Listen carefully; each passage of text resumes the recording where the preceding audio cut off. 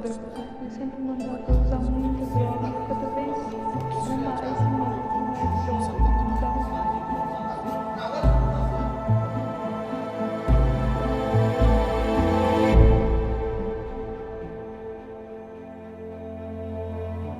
Olá pessoal, meu nome é Matheus Suíça e este é o Atlas dos Crimes. Hoje, junto com Pamela Armeliá, iremos contar o caso de Kalinka Barbeski, uma jovem saudável e atlética que sem motivos aparece morta.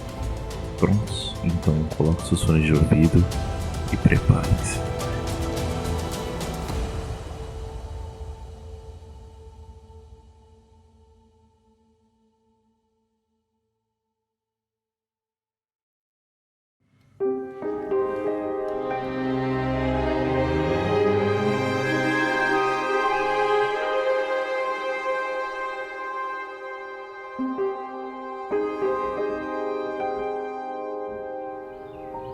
Na manhã do dia 10 de julho de 1982, a vítima Kenny Bamberski foi encontrada morta na casa em que passava suas férias com a sua mãe, Daniela Gunn, e com seu padrasto, Dieter Kronbeck.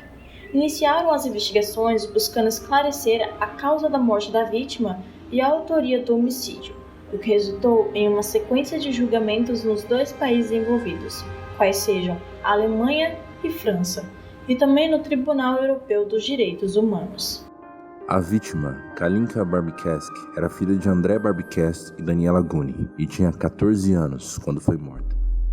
Ela era uma adolescente feliz e extremamente ativa que se dedicava ao esqui, ao surf e à patinação no gelo, personificando a vitalidade juvenil com um sorriso largo, grandes olhos azuis e um longo cabelo loiro. O pai da vítima, André Bamberski, quando foi informado sobre o ocorrido, morava na França, não tendo, em um primeiro momento, maiores notícias sobre a morte da sua filha, já que ocorreu na Alemanha. A mãe da vítima, Daniela Gunn, vivia com André Barbeski e seus dois filhos, dentre eles a vítima Kalinka Barbeski, na década de 1970, em Casablanca, Marrocos, período em que teve um caso amoroso secreto com Dieter Kronbeck. O principal personagem neste caso é Dieter Kronbeck, o qual tinha 47 anos à época da morte da vítima Kalinka Bamberski. Ele era médico, tendo trabalhado no consulado alemão e teve 2 casamentos antes de se envolver com a mãe da vítima. Na década de 1970, os pais da vítima, ou seja, André Barbeski e Daniela Gunn, mantinham relação de amizade com Dieter Kronbeck e sua segunda esposa, época em que a mãe da vítima e o futuro responsável por sua morte iniciaram um romance secreto. O romance acabou, encerrando as separações de ambos os casais mencionados, sendo certo que Daniela Gunn e Dieter Kronbeck abandonaram seus respectivos cônjuges e se casaram em 1977.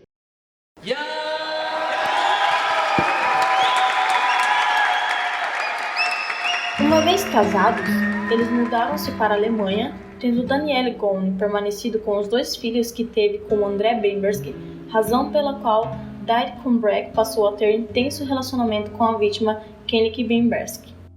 Eis os principais personagens do caso: Kalinka Barbeski, vítima; André Barbeski, pai da vítima; Daniela Gunn, mãe da vítima; e Dieter Kronbeck, padrasto e assassino da vítima. Iniciadas as investigações buscando esclarecer as circunstâncias da morte de Kalinka Bamberski, o próprio Dieter Kronbeck apresentou diversas versões sobre o ocorrido, mas na autópsia realizada 2 dias após a morte da jovem, não se conseguiu definir a causa da morte, sendo identificada as seguintes características: conteúdo gástrico aspirado nas vias aéreas e nos pulmões, conteúdo não digerido no estômago, várias marcas de injeção, um rasgo vaginal superficial, manchas frescas de sangue ao redor das genitais e uma substância esbranquiçada na vagina. Mesmo diante de tais circunstâncias, as diversas versões do padrasto da vítima e as características reveladas na autópsia, o Ministério Público alemão deixou de deflagrar o processo criminal em face de Dieter Kronbeck, o que gerou a revolta do pai da vítima.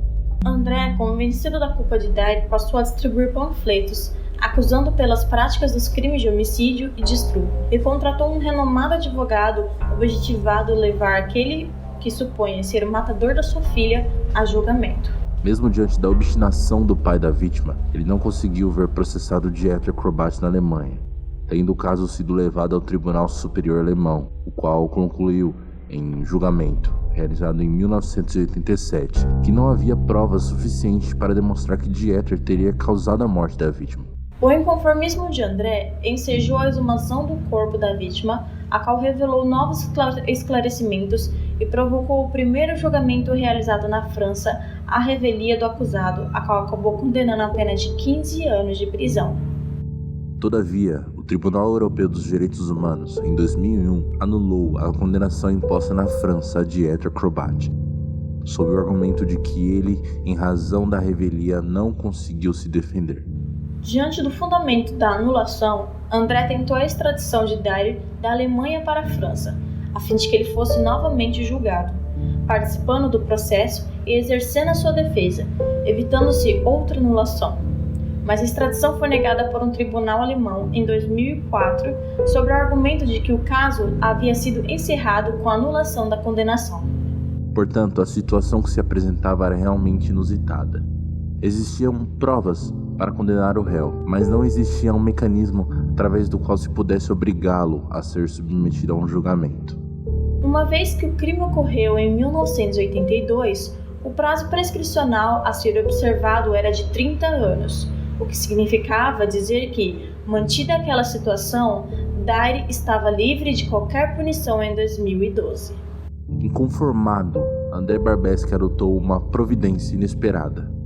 Contratou vários homens para sequestrar Dieter e levá-lo para a França, a fim de entregá-lo às autoridades francesas, para que fosse submetido a um novo julgamento. Nesse contexto, 27 anos após a morte de Kalinka, no dia 17 de outubro de 2009, Dairy, então com 74 anos, foi espancado, sequestrado e levado para a França, sofrendo inclusive uma fratura no crânio e sendo acorrentado próximo a uma delegacia.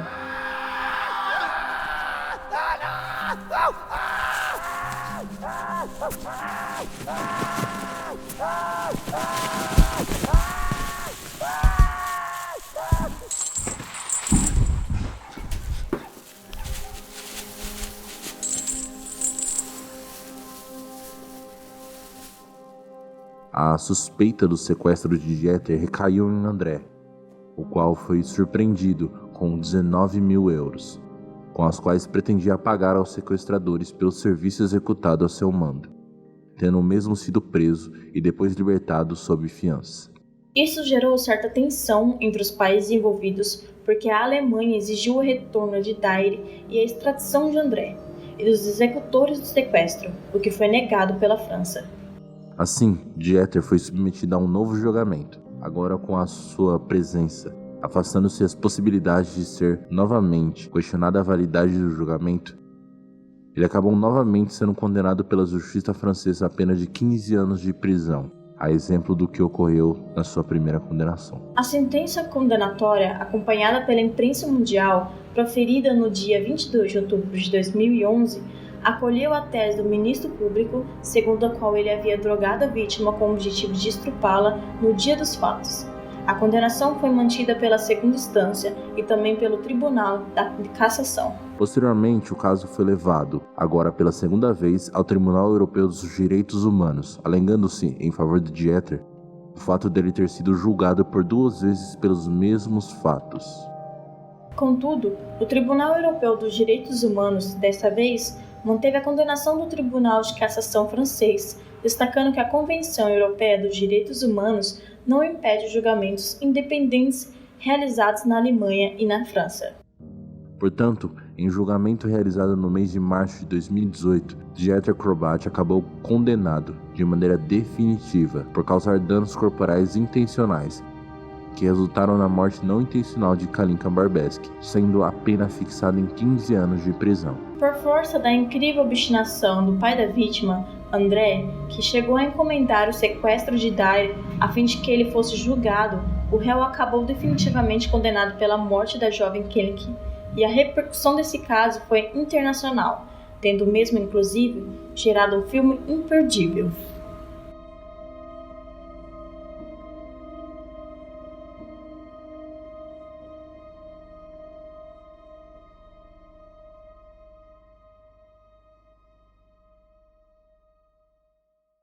Esse é um caso meio diferente, assim. É um caso que, de fato, tinha provas pra provar que o Dieter matou a Kalinka. Mas parecia que o júri não queria condenar o Dieter. Então, assim, ficou muito tempo se esperando. E, putz, o André tava correto nessa situação, claro. Sequestrar o rapaz não era necessário, mas o réu era, de fato, ele era criminoso, sabe? Então, assim, ser julgado e não ser condenado era algo injusto, assim, querendo ou não. Mas é um caso muito interessante, é um caso muito de júri, assim, de questão jurídica. Então, é isso. Se vocês gostaram desse caso, por favor, comentem, falem pra gente aqui. Eu acho que é isso. Tchau, tchau. Obrigado. Até o próximo caso.